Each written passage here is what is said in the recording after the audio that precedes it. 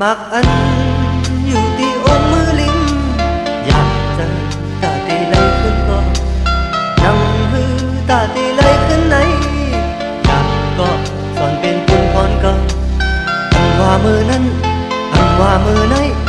อันตาดีไหลเกี่ยวเลยเส้นตั้งตาดีไปไหนยับทานฮือก็ใจในตีสุดไป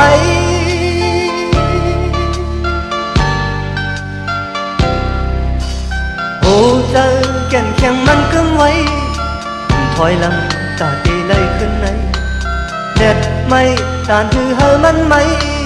ฝนตกตานฮือเฮอมันตกเกี่ยวเลยลองหักตาสู่เลเฮาไม่มัดแก่นแข็งไว้ทำถึงเลนั้นทางตีเป็นหมาจับทานฮือก็ใจในที่ข้ามไปตั้งเคยอยากทานฮือปล่อยให้มันอยากใจตีหักกว่าสึกเอาปุ่นพรอินอันเตออำเภอยอง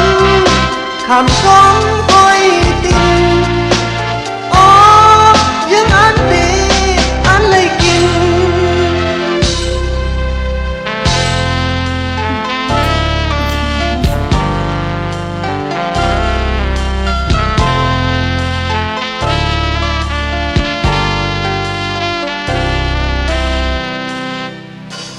โหเจอแก่นแข็งมันกำไว้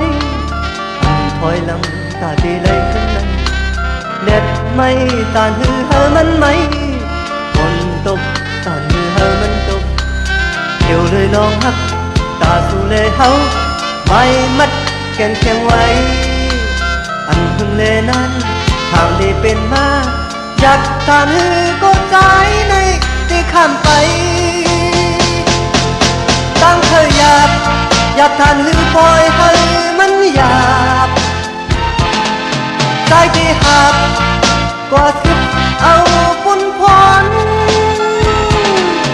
อินอันใจอำเภอยองคำ